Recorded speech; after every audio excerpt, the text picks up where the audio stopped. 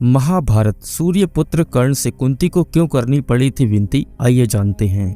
महाभारत के सबसे प्रभावशाली पात्रों में से एक नाम कर्ण का भी आता है। कौरवों की तरफ से पांडवों के विरुद्ध युद्ध करने के बाद भी कर्ण का सम्मान कम नहीं होता है। महाभारत में कर्ण अपनी प्रतिभा और गुणों के आधार पर श्रेष्ठ व्यक्ति के तौर पर उभर कर आते हैं। प्रतिभाशाली और शक्तिशाली होने के बाद भी कर्ण को कई अवसरों पर अपमान का सामना करना पड़ा। कर्ण की शक्ति को भगवान श्री कृष्ण अच्छी तरह से जानते थे।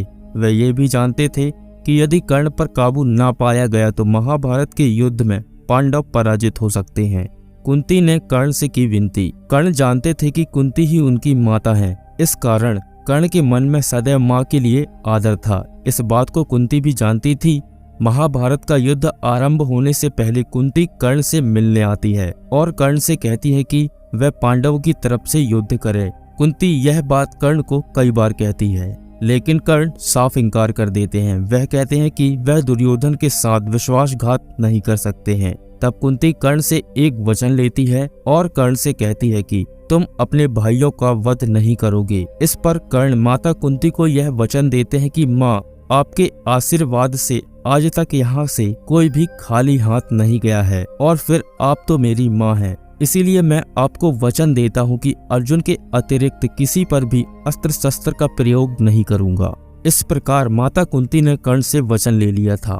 भगवान इंद्र ने भी किया था कर्ण के साथ छल। कर्ण सूर्य पुत्र थे, इसीलिए कर्ण को सूर्य का अंश अवतार भी कहा जाता है। सूर्य पुत्र होने के कारण कर्ण के पास सूर्य के दिए हुए कवच और कुंडल थे, जिनके रहते कर्ण को कोई भी मार नहीं सकता था।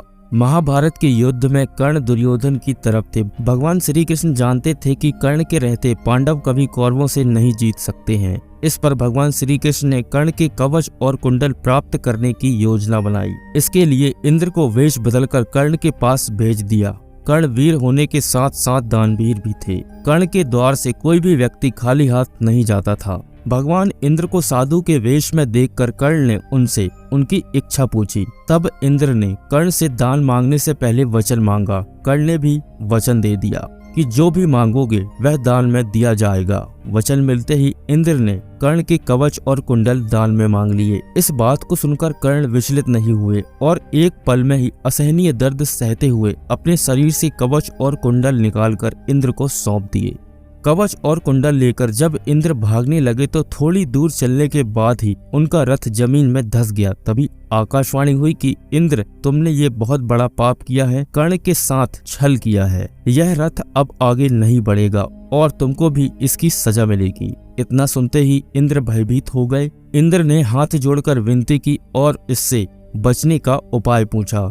तभी फिर आकाशवाणी हुई कि यदि पाप से बचना है तो दान में दी गई वस्तु के बदले में बराबर की कोई वस्तु देनी होगी। भयभीत इंद्र ने तत्काल इस बात को स्वीकार कर लिया। तब इंद्र फिर से कर्ण के पास गए, लेकिन इस बार ब्राह्मण वेश में नहीं। कर्ण ने उन्हें आता देख बड़ी विनम्रता से पूछा, देवराज आदेश करिए और क्या चाहिए। इस बात से इंद्र ने अपने आप को बहुत लज्जित महसूस किया और आकाशवाणी के बारे में बताया और अपनी वज्र रूपी शक्ति कर्ण को प्रदान की। इंद्र ने कर्ण को बताया कि इसके प्रहार से कोई भी जीवित नहीं बच सकेगा, भले ही वह काल क्यों ना हो, लेकिन इसे एक बार ही प्रयोग में लाया जा सकेगा। इतना कहकर इंद्र वहां से वापस आ गए।